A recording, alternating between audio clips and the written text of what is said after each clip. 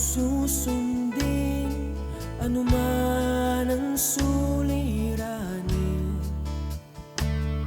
lahat ay aking kakayanin, pagkat ikaw ay kapiling. Subukin man ng panahon, mananatili sa'yo, Panginoon.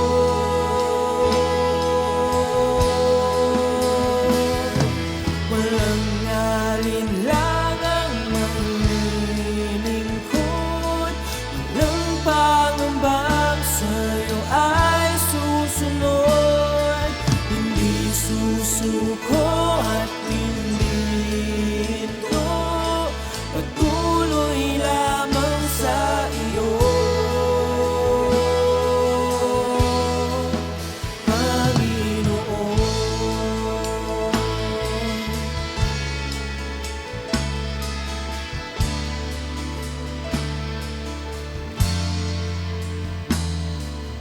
Ikaw ang aking paglilingkuran, kahit saan dalhin.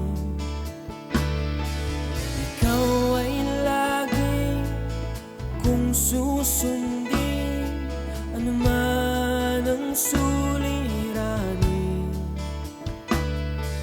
lahat ay aking kakayanin, pagkat ikaw ay kapiling.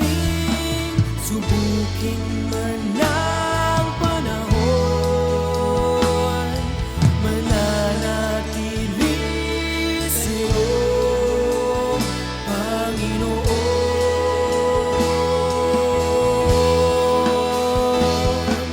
Walang alinlangang maglilingkod, walang pangambang sa'yo ay susunod. Hindi susuko at Magandang umaga po sa bawat isa, and welcome po sa ating Tinig ng Pag-asa. Sa umaga pong ito ay maligaya po ako at kayo pong lahat ay aking nakasama. Sa lahat po ng mga nanunood na nakakapakinig, Happy New Year po sa bawat isa. At alam ko po na i-celebrate natin, sinalubong natin ang ating bagong taon ng punong-puno ng pag-asa at pagtitiwala sa ating Panginoon. Sa oras pong ito, muli po ay samahan niyo ako sa pagbubulay-bulay ng salita ng Diyos, kung saan po ay ito'y makakaragdag ng ating pananampalataya at tibay ng pagtitiwala sa ating Panginoon. Ngunit bago po tayo magsimula, tayo po muna ay manalangin. Father God in heaven, in the name of Jesus, at sa kapangyarihan po ng iyong banal na spirito, kami po sa umagang ito'y sama-samang lumalapit sa inyo, nagpapakumbaba. Ano naman po, O Diyos, ang nagawa naming pagkukulang, pagkakasala, forgive us, O God. Cleanse us, O God, with your most precious blood, O God, at maging karapat-dapat po kami sa paglapit, sa pakikibahagi sa iyong kapangyarihan, O God. Lord, tunay nga po, O Diyos, na sa umagang ito, samahan mo po kami, bakapan mo po kami ng iyong kapangyarihan at mangyari ang iyong kalooban. Sa pagbubulay-bulay po namin ng iyong salita, ikaw po ang aming maging kalakasan, ikaw po ang aming maging karunungan, at ang iyong banal na spirito ang maging tagapagturo sa amin, O God. Lord, ang mga salita mong ito ay hindi mawawalan ng kabuluhan, bagkus o Diyos, ito ay magiging inspirasyon ng bawat isa sa patuloy na paglaban sa hamon ng buhay. Salamat, Ama, at lagi po naming isipin ang iyong pag-ibig, ang iyong lahat ng sakripisyong ibinigay upang maipadama sa amin ang iyong walang hanggang pag-ibig. Salamat, O Diyos, at ipinagkakatiwala po namin sa iyo ang lahat ng bagay sa umagang ito. Receive our highest praises, glory, and thanksgiving. In Jesus' name, these things we pray. Amen and amen. Muli po, magandang umaga po, pinagpalang umaga sa bawat isa. At alam ko po na kayo ay excited na muli na mapakinggan. Tayo po ay sama-samang magbulay-bulay ng salita ng Diyos. At ito po ay samahan niyo po ako, makibukas po kayo sapagkat ang atin pong month ng January ay tungkol pa rin po sa sabi nga po doon, intimate relationship po natin sa ating Panginoon. Intimate time po sa ating Panginoon. At sabi nga po dito sa Mark chapter 1 verse 35, samahan niyo po ako. Mark chapter 1 verse 35, ang sabi po doon, very early in the morning while it was still dark, Jesus got up, got up, left the house and went off to a solitary place where he prayed. Ano po, ang sabi po doon sa iba, doon sa sinasabing solitary place, ang meron pong ibang version na ang ginamit ay went to a lonely place. Ano ho, ibig sabihin po, pumunta, madaling araw pa lamang, ang Panginoong Hesus ay nagbangon na, bumangon na, at pumunta po siya isang tahimik na lugar kung saan po ay makakausap niya ng sarilinlan ng ating Panginoon. Ano, sa ating pong buhay ay lagi po nating hangadin na magkaroon po tayo ng intimate time sa ating Panginoon, yung best quality time natin sa Panginoon. At ang example pong ibinigay sa atin ng ating Panginoong Hesus ay gumigising siya ng madaling araw pa. Siguro po ang mga kasamahan niya noon ay mga tulugan pa, wala pang, sabi nga po doon, wala pang maingay sa kapaligiran.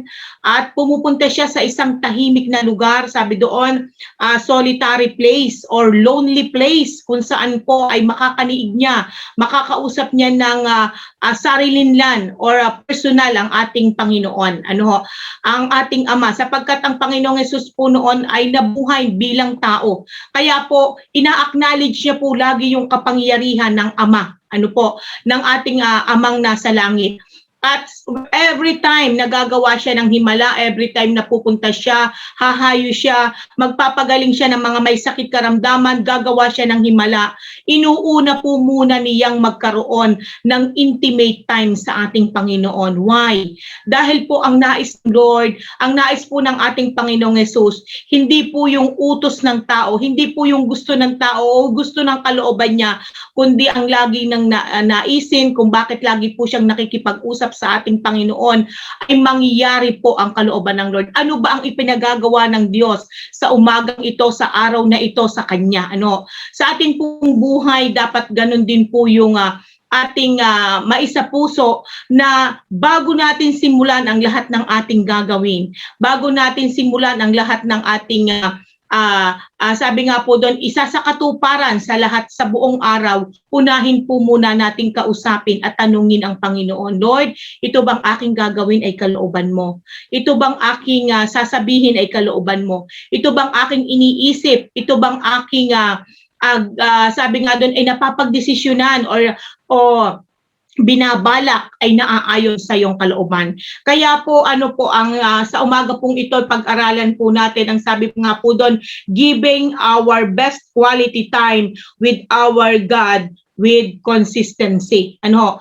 Yun pong sabi nga po doon, pagbibigay po natin ng ating the best or pinakang mainam na oras, ano po, na panahon, na pagkakataon sa ating Panginoon na ito po ay matatag, nagpapatuloy. Kasi po maaaring magseset po tayo, ibibigay po natin, Lord, ito po yung aking gustong oras o panahon na ikaw ay laging gusto kong makapaniig. Ikaw ay gusto ko laging makausap. Ito po yung aking best time para sa'yo.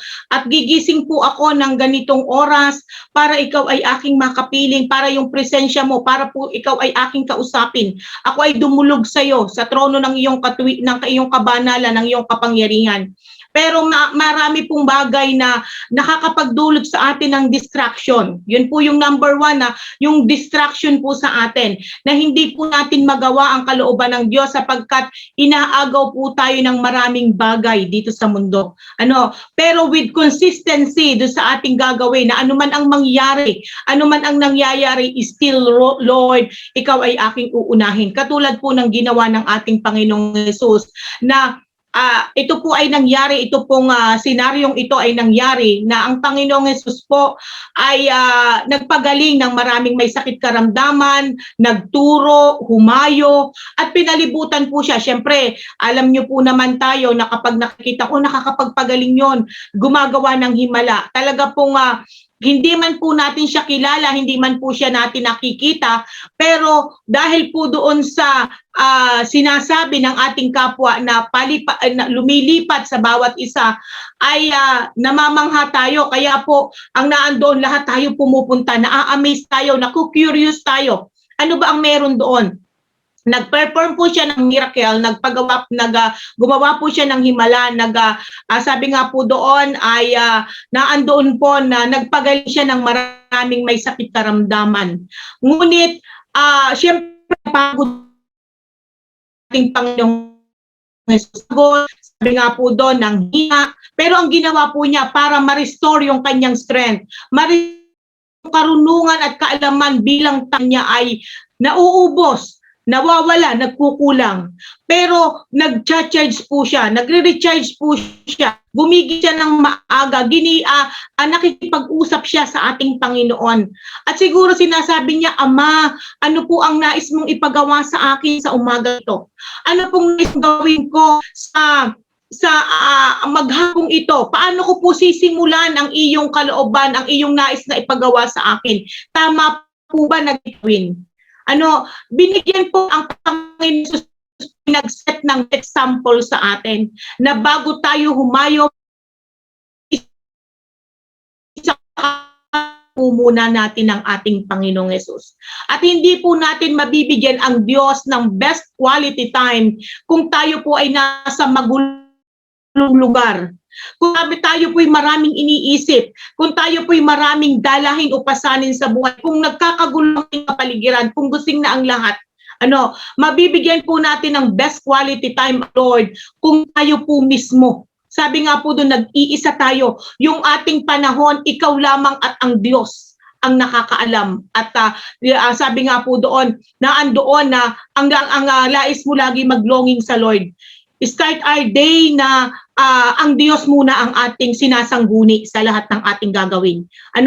Dahil alam po natin na marami pong distraction ngayon, lalong-lalo na po sa atin ang gadgets, ang atin pong mga binabasa, ang atin pong mga problema, ang atin pong mga mahal sa buhay, ang maraming bagay, ang maraming alalahanin ay unang-una po nating distraction. Pero bago po natin ma-encounter ang mga bagay na yan, unahin po muna natin, siguraduhin po muna natin na tayo'y nakapag-recharge, na tayo po ay nakahingi ng panibagong karunungan, kaalaman, kapahayagan sa ating Panginoon. Inuna po muna natin ang ating Panginoon bago po ang lahat. Bakit po? Sabi nga po doon ay kung wala po tayo, kung binibigyan, sige, bibigyan po ng time ang Lord ngayon, pero bukas ay hindi muna. Para po kailangan po kung magbibigay tayo ng best quality time sa ating Panginoon, na andun po yung ating consistency. Patuloy at patuloy po natin gagawin. Ako po'y nalulugod sa ginagawa ng mga lingkod ng Diyos, sabi nga po doon sa Jesus Be Lifted Up Family, sapagkat kami po ay tayo po ang mga lingkod po ay tuwing umaga, talaga pong gumigising ng maaga at nagkakaroon po tayo ng corporate prayer. Sa ating nakasumpo ang bawat mga pastor. At ito po'y consistent na nangyayari at mahigit na po tayong 2 taon na ginagawa po ito, na tuwing madaling araw, ang lahat po ng mga lingkod ng Diyos ay gumigising para sama-sama pong manalangin, idulog ang ating mga kahilingan, hindi lang po para yung magawa po natin o maidulog sa Diyos yung personal nating prayer, kundi para po sa lahat, sa mga kapatiran, sa ating bansa, sa ating mga pamunuan, sa nangyayari po sa ating kapaligiran, sa pandemic na ating nararanasan, at sa lahat po ng bagay. Marami po tayong mga prayer item na idinudulog sa Diyos paggising pa lamang po sa umaga, early in the morning. Sabi nga po doon, nagsisimula tayo ng 5 o'clock, gising na po tayo ng 4 o'clock para po magkaroon po tayo ng intimate na time sa Panginoon, best quality time natin sa Lord. At hindi po ito natatapos sa isang buwan lang, sabi nga po doon, isang taon lang, kundi patuloy po natin gagawin ito. Bakit po kinakailangan po natin una, pagka po lagi tayong may best quality time sa Lord at inuuna po natin ang Panginoon sa lahat ng bagay bago natin simulan ang lahat ng ating gagawin, alam niyo po mo ang ating maranasan, magkakaroon po tayo ng truly commitment sa ating Panginoon. Yun po ang importante, yung commitment natin. Tayo po'y kaya po nating panindigan, kaya po nating anuman ang mangyari, yung commitment natin sa Lord na, Lord, itong oras na ito, itong panahong ito, bago ko simulan ang lahat ng aking gagawin, uunahin muna kita. Sasangguni muna kami sa iyo. Kasi dito po sa ating binasa sa Mark chapter 1 verse 35, kung mapapansin niyo po dun sa verse 38 na yun po ang senaryo po nito nung hinahanap po siya kasi nagising yung kanyang mga alagad, sina Simon. At hinahanap, nasa na Panginoong Hesus? Nasa na itong ating guro? Guro po ang ano nila doon na kasama natin. Pero nung siya'y nakita, ang sabi po ni Simon, Panginoong Hesus, marami po ang nag-iintay sa inyong mga tao. Kasi marami pa hindi siguro natapos yung pagpapagaling ng Lord sa maraming may sakit karamdaman sa lugar na yon at nadagdagan pa. Pero dahil po ang Panginoong Hesus ay nakipag-usap sa ating Panginoon, iba yung kanyang ipinagawa. Ano po ang sabi ng Diyos? Kailangan nating doon sa verse 38, sabi po ng Panginoong Hesus, ang sabi po doon, kailangan nating lumipat sa ibang lugar para doon tayo muli ay makapangaral, magpagaling at upang dahil yun ang kalooban ng Diyos kung bakit ako naparito. Hindi lamang po siya nakapokus sa iisang lugar. Kundi ang sabi niya, kailangan nating maabot yung ibang lugar. Kailangan nating lumipat sa ibang lugar para maipahayag din niya, gumawa din po siya ng himala at magawa din po niya yung mga bagay na naisin niya. Ang sabi nga po doon ay lumipat sila, kailangan nating lumipat. At kung ang kaisipan po ng tao, ang desisyon ng tao, pwede nating sabihin na hindi po, marami pa po dito ang nangangailangan ng kagalingan, marami pa po dito ang nangangailangan ng himala. Pero ang nais ng Panginoon ay hindi lamang tayo nakapokus sa iisang lugar. Pero ang nais po ng Panginoong Hesus ay magawa ang kalooban na hindi lamang sa lugar na ito, kundi makahayo po tayo sa ibang lugar. Dahil napakaganda po nung tema natin ngayong taong ito na tayo po ay moving towards expansion. Nais po na mapalawak natin ang gawain ng Panginoon. Nais po nating mapalawak ang kaharian ng Diyos at nais po nating mapalawak ang mga kapatid natin, mga kababayan natin na nangangailangan din po ng kaligtasan. Kaya hindi po tayo mag-i-stick sa isang lugar na ito. Hindi po tayo mag-expand o hindi po tayo lalago, hindi tayo lalawak kung tayo na mananatili lamang sa isang lugar. Katulad po ng ipinakita sa atin ng ating Panginoong Hesus na naandun nga po na hindi lang siya nanatili sa isang lugar kasi sabi niya ang kalooban ng Diyos kung bakit ako naparito ay mas spread ang salvation, yung kanyang himala ay yung kanyang kalooban ay magawa. Hindi lamang sa isang lugar kundi sa mga karatig lugar. At yun po yung ating ipinapanalangin na magkaroon po tayo lagi ng commitment sa Lord na gawin ang kanyang kalooban at malalaman lamang po natin yon kapag po tayo ay laging consistent po yung ating best quality time sa Lord na ito pala yung ipinapagawa ng Panginoon. Pero kung laging tayo, sabi nga, sikat na ang araw, ay nakahiga pa, ay hindi na po natin na-receive yung kapahayagan ng Lord. Hindi po natin nalaman na ito pala yung ipinapagawa ng Panginoon sa akin sa araw na ito. Dahil ang nais po ng Panginoon ay tayo ay maging malago, maging mamunga. Tayo ay maging mamanatili, maging matatag. Sabi nga po doon sa Psalms chapter 5 verse 3, you hear my prayer in the morning, at sunrise I offer my prayer and wait for your answer. Sabi nga po doon, madaling araw pa lamang inilalahad ko na yung aking mga kahilingan sa iyo. At bago sumikat ang araw, iniintay ko na yung iyong kasagutan. At ang sagot po ng Panginoon ay hindi po, bibihira po yung mismong nakakarinig ng audible voice. Wala pong iba, ang Diyos po'y sumasagot sa ating mga panalangin sa pamamagitan po ng kanyang salita. Ano po? Sa pamamagitan po ng kanyang salita.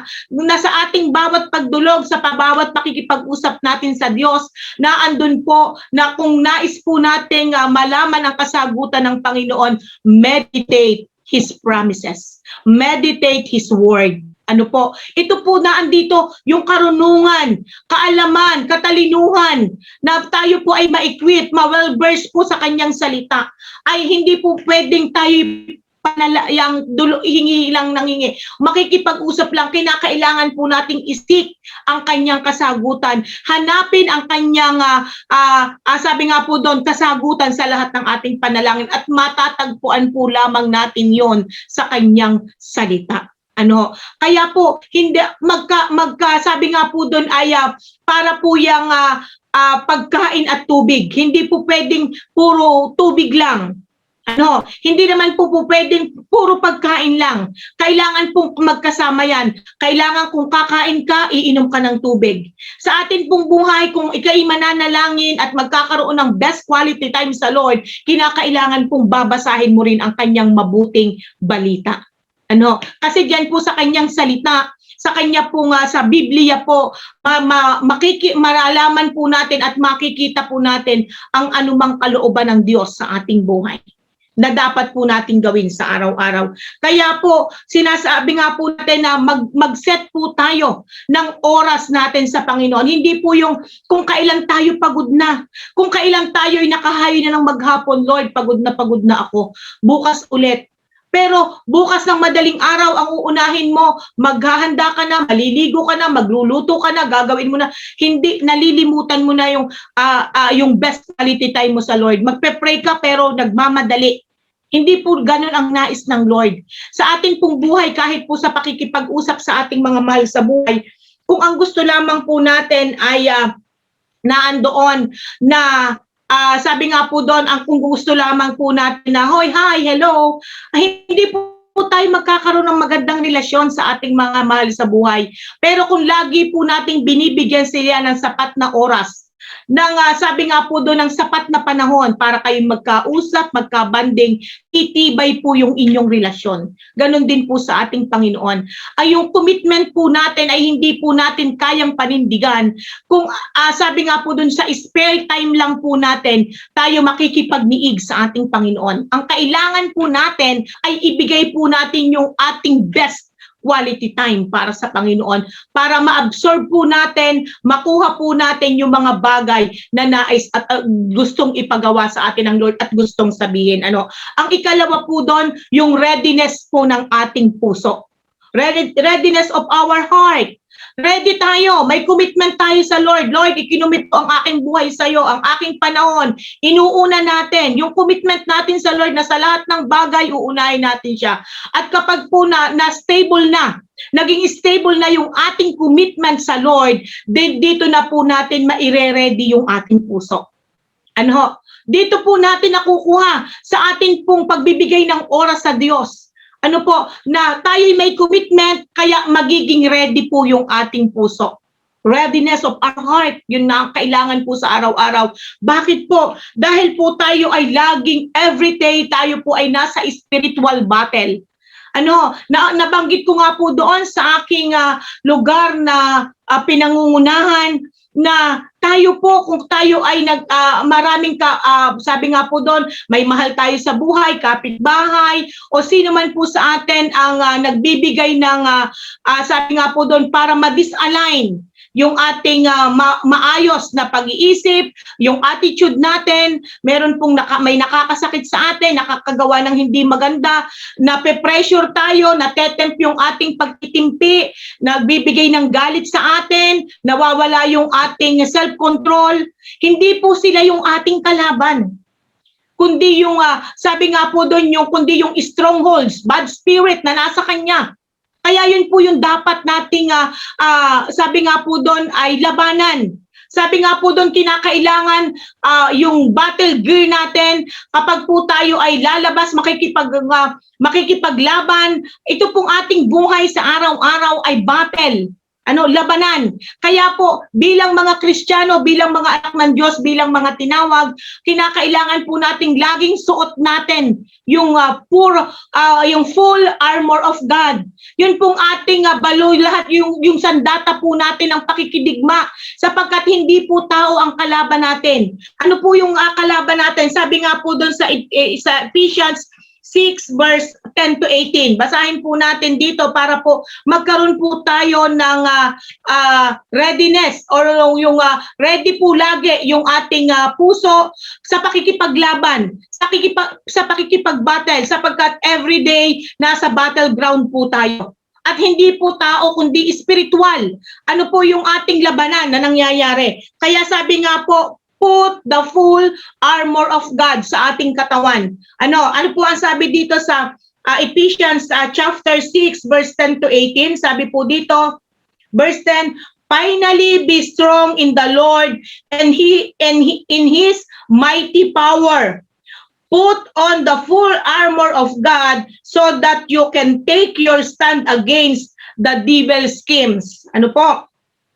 For our struggle is not against flesh and blood, but against the rulers, against the authorities, against the power of this dark world, and against the spiritual forces of evil in the heavenly realms. Ano po? Ang sabi sa verse 13, therefore, put on the full armor of God so that when the day of evil comes, you may be able to stand your ground. Ano po? And after you have done everything to stand. Sabi nga po doon, after you have done everything to stand. Sabi nga po doon, pagkatapos po ng ating pakikipaglaban, matatag pa rin tayong nakatayo. Hindi po nais ng Lord na tayo po ay after na makikipaglaban ay para po tayo ay talunang-talunan. Nasabi nga po doon ay bagamat tayo ay nanalo pero yung atin pong itsura ay sabi nga po doon ay lugmok na para bang hinang-hina tayo at sasabihin natin na Lord, ayaw ko na. Ayaw ko nang lumaban ng ganun. Pagod na po ako, hirap na po ako. Pero kapag po kasama natin ang Lord at yung full armor of God ay nasa atin, sabi nga po dun tayo, matatag pa rin tayong nakatayo pagkatapos po ng ating pakikipaglaban. Bakit daw po? Sabi nga po doon, stand firm then with the belt of truth. Ano po? Sabi nga po doon ay ibigkis po natin. Ano po? Yung katotohanan. Buckled around your waist with the breastplate of righteousness in place. Ano po, sabi po doon sa verse 15, and with your feet fitted with the readiness that comes from the gospel of peace. Ano po, in addition to all this, take up the shield of faith. Ano po, shield of faith, with which you can extinguish all the flaming arrows of the evil one. Take the helmet of salvation and the sword of the Spirit, which is the word of God. At ang sabi po dito, ang paalaala po sa atin sa verse 18, and pray in the Spirit on all occasion with all kinds of prayers and requests. With this in mind, be alert and always keep on praying for all the saints. Ano po, sa lahat po ng ating hinirang po, sabi nga po doon, lagi pong naandun yung panalangin. Ano po, sabi nga po doon, lagi pong naandun po yung ating lagi pong ipanalangin po natin ang bawat lingkod ng Diyos.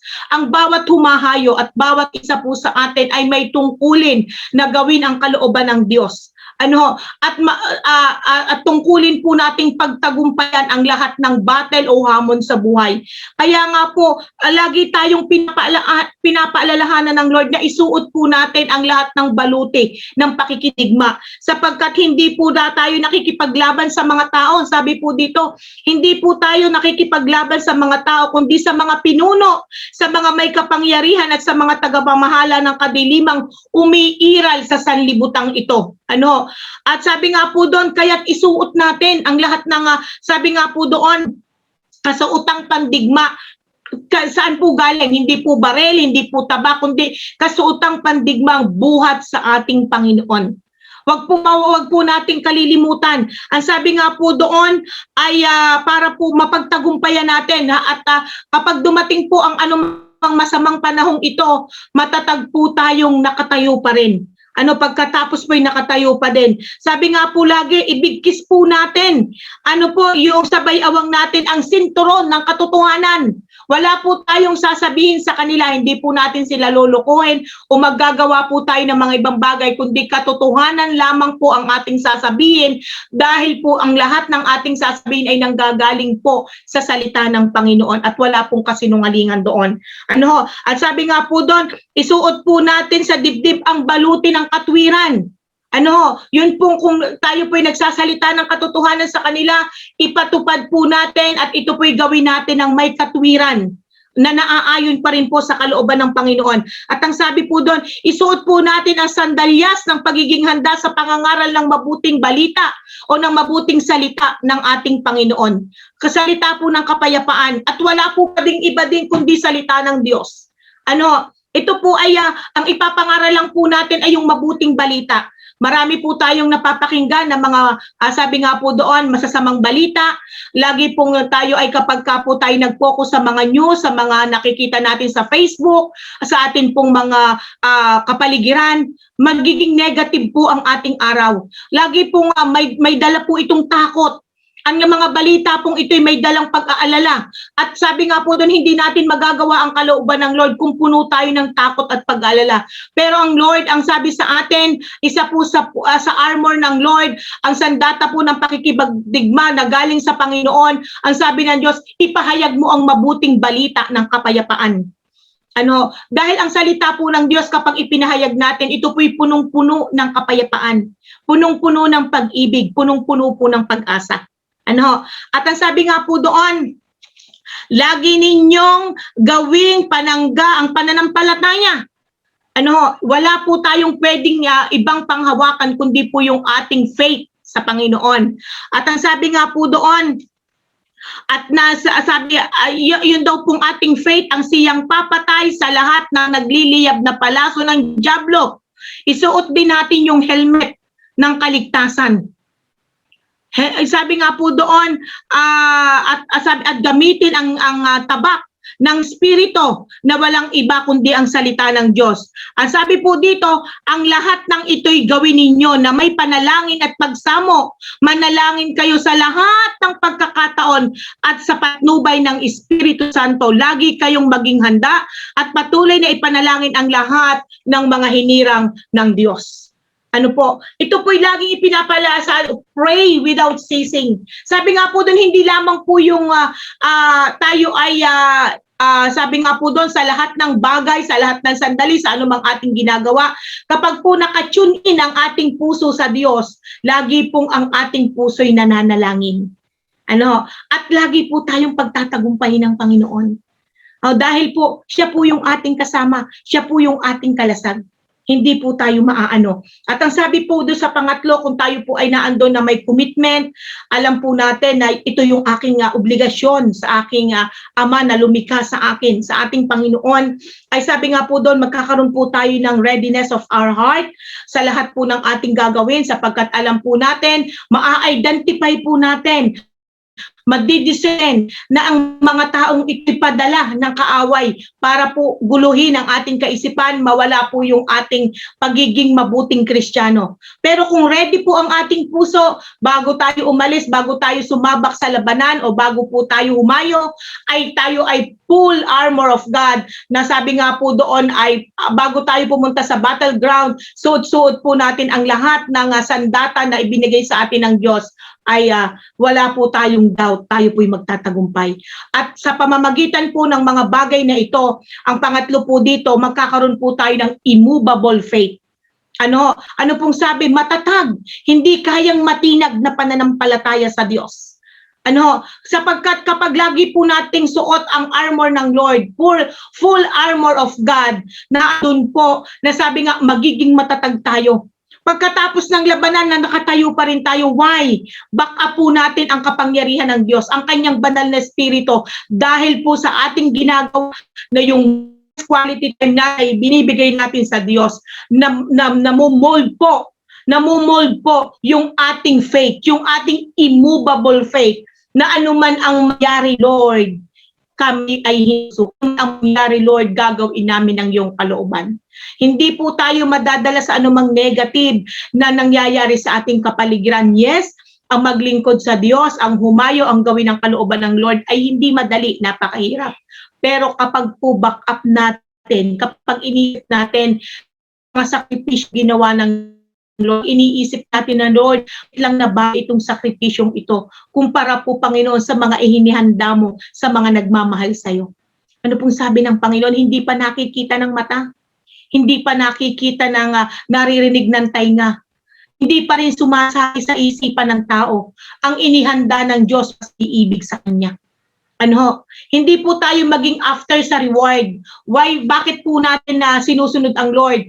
Bakit po natin, ay, gagawin ko ito? Dahil po ba ang ating intensyon ay makita talaga ang kabutihan at kaluwalhatian ng Lord, or dahil sa benefits na ating makukuha? Ay, kailangan kong magbasa ng Biblia, kailangan kong manalangin kasi tutugunin ang aking faith. Kapag hindi ko ito, walang mangyayari. At dahil pag pala dito ang ginawa, magkakaroon ka ng madaming blessing. Maaayos pa lang iyong buhay. Magkakaroon ka ng masaganang buhay. Marami po tayong expectation. Paano kung hindi po agad mangyari? Ay, hindi naman pala totoo. Ako na. Marami po sa atin. Bakit ako'y nag-pray, buhat nung ako'y sumunod, buhat nung ako'y umattend ng gawain ng Lord, bakit ang dami, sunod-sunod ang problema? Bakit ganito? Marami po tayong expectation. Ang sabi nga po doon ay, we are following Jesus because of His great works. Because of His great words. Dahil siya ay tunay. Hindi lamang po dahil sa benefits. Hindi lang po dahil sabi nga po doon, sumusunod tayo sa kalooban ng Lord, hindi dahil sa ating makukuha. Hindi dahil sa ating, sabi nga po doon, magiging reward. Bagamat sabi nga po doon, isa na yung plus factor na yon. Pero sinusunod natin ang kaloob ng Diyos dahil ito yung mabuti. Ito yung magbibigay ng direction sa ating buhay. Dahil kapag sinunod natin ang kalooban ng Diyos at tayo na natiling tapat sa ating pananampalataya, alam po natin ang lahat ng magbuting bagay. Yung sinabi po sa Psalms 23 verse 6, surely goodness and mercy shall follow us all the days of our life. Pero hindi po natin yan na makukuha kung hindi po tama ang ating puso. Hindi po dahil susunod o gagawin natin ang mga bagay na ginagawa natin dahil sa benefits, kundi dahil mahal natin ang Panginoon at ito ang dapat.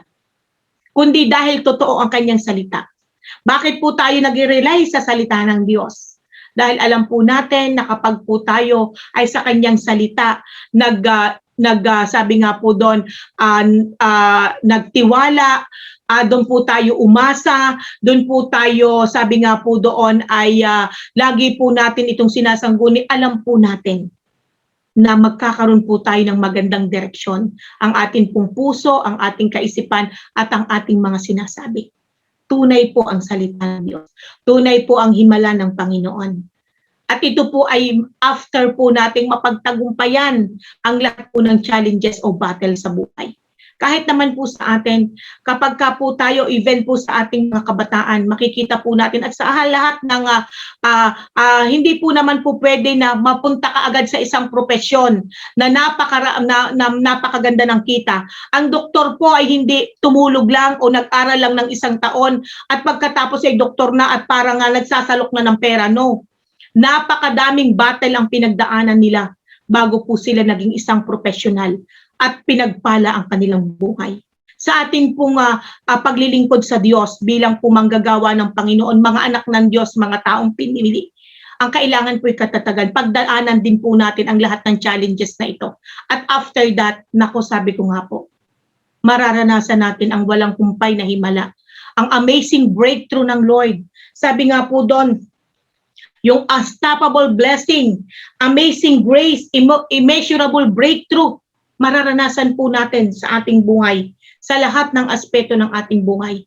Pero kailangan po natin na maging matatag muna, magkaroon muna ng commitment, magkaroon po muna ng readiness of our heart, and yun po yung immovable faith natin, na anuman ang mangyari, Lord. Sabi nga po dun sa awitin, anumang mangyari, maglilingkod sa'yo. Anumang mangyari, susunod sa'yo.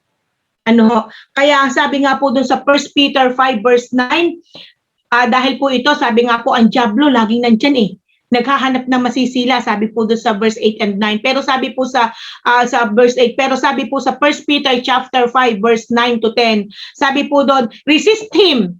Itakwil daw po natin lahat ng gawa ng kaaway. Wag po tayong kasi po maganda yung ipinapakita sa atin ng kaaway para po tayo matukso. Pero kapag po tayo ay naandoon na meron po tayong immovable faith, meron po tayong tamang makalangit na karunungan, madidistinguish po natin ang gawa ng Panginoon at gawa ng kaaway. Sasabihin po natin, pastora, napakadali lang po naman yan kapag hindi maganda ang No. Bakit po maraming nalululong sa bisyo? Ba't hindi nila malaman na yun ay masama?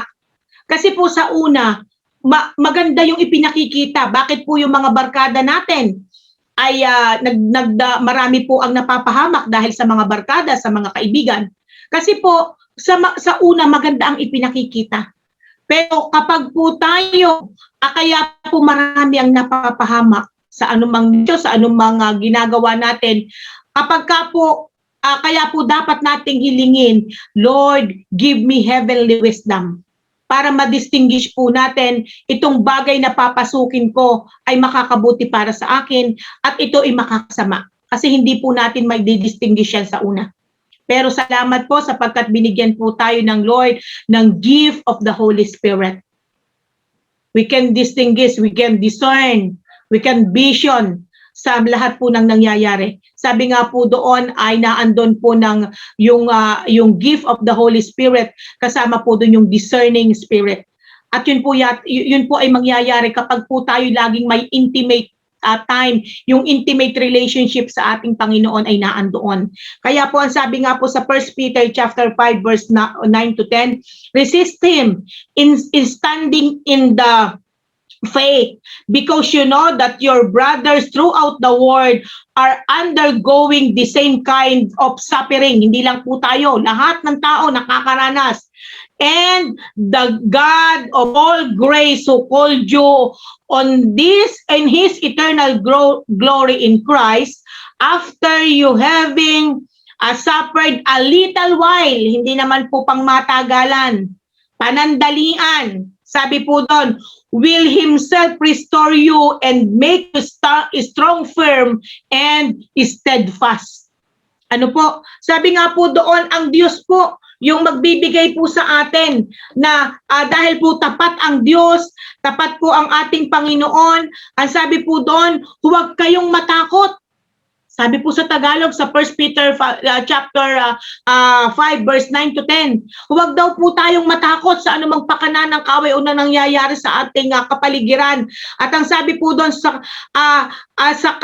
Kanya at magpakatatag kayo sa inyong pananampalataya. O yun pong ating immovable faith, magpakatatag po tayo sa pananampalataya sa Diyos. Tulad na alam po natin na hindi lamang tayo ang nagtitiis sa mundong ito. Ano po, hindi lamang po tayo, kundi ang buong daigdig ay nakakaranas po nito. At ang sabi nga po doon, pagkatapos ninyong magtiis sa kaloob ng maikling panahon, ano po, sabi nga po, a little while lamang po, ang Diyos ang siyang pinanggagalingan ng lahat ng pagpapala, ang siyang magbibigay sa inyo ng kaganapan, katatagan at lakas ng loob, at isang pundasyon na di matitinag. Yun na po yung ating immovable faith. Hindi po tayo, anuman ang mangyari, hindi po tayo matitinag. Siya ang tumawag sa inyo upang makibahagi kayo sa kanyang walang hanggang kaluwalhatian kasama ni Kristo. Ang Diyos po ay hindi tumitigil ng paggawa ng magagandang bagay sa buhay ng bansa. Kaya po kinakailangan po nating magpakatatag, tilihin po natin ang pananampalataya. Sa umaga pong ito, alam po na tayo po ay may pangako po sa atin ang ating Panginoon. Kapag po ating nagawa ang lahat ng bagay na ito, yung ating commitment, yun pong ating pagiging ready sa lahat ng oras, readiness of our hearts, at nagkaroon po tayo ng ating tinatawag po na immovable faith dahil po laging tayo ay may best quality time sa Lord. Ang sabi po ng Panginoon, sa anumang pangyayari ng ating buhay, may pangako po ang Diyos. Ang sabi po sa Isaiah 43 verse 19, ano po ang sabi? Behold, I will do a new things. I will spring out now. Don't you know it? I will even make a way in the wilderness and river in the desert. Ano po? Sabi nga po doon, ito po ay kabuuan na sinasabi ng Lord, ano man ang imposible sa inyo, ano man ang imposible sa tao, posible sa akin. Kaya po niyang gumawa ng daan. Sabi nga po doon sa ilang, kaya po niyang magpadaloy ng maraming pagpapala kapag walang-wala ka na. Ang Lord po, kaya po niyang solusyonan yung napakalaki mong problema. Kaya po ng Panginoong gumawa ng himala kapag alam mong parang wala ka ng pag-asa. Kung ikaw ay lugmok na, nawawalan ka ng pag-asa, nanghihina ka na, ang Lord kaya niyang gumawa ng himala sa buhay mo, magulang kapatid. Ang nais lamang ng Lord, makipag-commit ka sa Kanya. I-ready mo ang iyong puso at magkaroon ka ng pananampalatayang kailanman ay hindi kayang matinan. Kaya po ang Diyos lagi pong gumagawa, lagi pong nagpapahayag, at lagi pong, sabi nga po doon, ay makikita natin yung kamangha-mangha. Saan ka makakakita? Gagawa ng daan sa ilang, gagawa ng ilog sa disyerto. Ibig sabihin po, hindi po ito literal, kundi yung mga bagay na sa palagay natin imposible, pwedeng gawin ng Lord. Yung amazing breakthrough sa ating buhay. Sabi nga po doon, yung amazing grace ng Lord, kaya pong ibigay sa atin ng Lord. Yun pong, sabi nga po doon na yung unstoppable blessing and favor ay pwede po nating maranasan, kapatid. Ang kailangan lang po natin magtiwala. Unahin po natin ang Diyos sa lahat ng oras. Sa lahat po ng oras ng ating buhay, unahin po natin ang ating Panginoon. At ang lahat po ng bagay ay i-align sa atin, at ang lahat po ng bagay sa lahat ng aspeto ng ating buhay ay naroroon po na sabi nga po doon, mai-align. Magkakaroon po tayo ng direction sa lahat po ng ating gagawin. Kaya po, ang encouragement ko po sa bawat isa, patuloy po nating tayong magtiwala sa Diyos. Patuloy po nating seek ang kalooban ng Lord. Patuloy po tayong dumulog sa Kanya. Ibigay po natin yung ating best quality time sa Lord with consistency. Ibigay po natin yung lahat ng makakaya natin, sapagkat why? Dahil po hindi yung benefits, hindi po lamang kung ano yung gusto natin, yung pansarili nating kagustuhan, kundi para po mahayag ang kaluwalhati at kapangyarihan ng Diyos, na kailanman hindi po siya nagkulang, kailanman hindi po siya nagpabaya, at siya po ay, sabi nga po doon, ay tapat at totoong Diyos, na hindi pwede pong magsinungaling sa kanyang mga sinabi. Kaya po sa umagang pong ito, ako po ay nagpapasalamat, sapagkat kayo po ay nakasama ko, tayo po ay sama-samang nagbulay-bulay, at dalangin ko po na ang mga salitang ito na naipahayag ay nagrema sa inyong puso at isipan, at ito po ay magiging, sabi nga po doon, ay mainam na pagpapala sa buhay ng bawat isa. Tayo po ay manalangin. Dakilang Diyos na makapangyarihan sa lahat, salamat po sa mga salita mo na aming pinagbulay-bulayan sa umagang ito. Salamat po sa lahat ng mga nakapakinig, lahat po ng sumubaybay sa aming gawaing ito, O God, sa panalagawaing ito, sa aming morning devotion, Tinig ng Pag-asa. Ang dalangin ko po, Panginoon, sino mang nakikinig, sino mang nakakapanood, patuloy mo po, Panginoon, katagpuin ang kanilang pangangailangan. And Lord, tunay nga po, O Diyos, sino mang may sakit karamdaman, na alam po, Panginoon, ang himala ng kagalingan ay kanilang naranasan. And Lord, ang mga kasagutan sa kanilang mga katanungan at ang kanilang tunay nga, O Diyos, challenges na pinagdadaanan, backupan mo po sila ng iyong kapangyarihan, samahan ng kanilang ng iyong banal na spirito, at maging matatag po sila sa lahat ng hamon ng buhay. Lord, ang dalangin po namin, ang iyong presensya ay kanila laging maranasan, ang iyong ay kanilang tunay ngang maramdaman. And Lord, tunay nga po, O Diyos, na lagi kaming magkaroon ng commitment, magkaroon po kami ng best quality time sa iyo with consistency, O God. Lord, maibigay po namin yung the best namin sa iyo upang tunay nga, O Diyos, kami patuloy na magkaroon ng commitment, patuloy naming ma-ready ang aming puso, nang sa gayon, O Diyos, yung pananampalatayang kailangan namin, O God, yung immovable faith na kailangan ng bawat mga anak mo at bawat pinili mo, ng bawat Kristiyano, O God, ay amin lagi pong maranasan at maisabuhay, O God.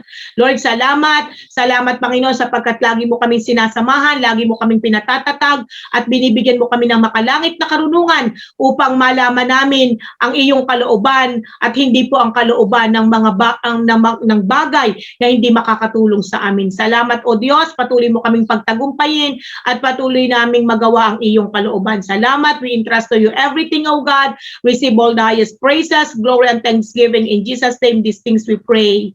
Amen and amen. Muli po, magandang umaga sa bawat Pangamba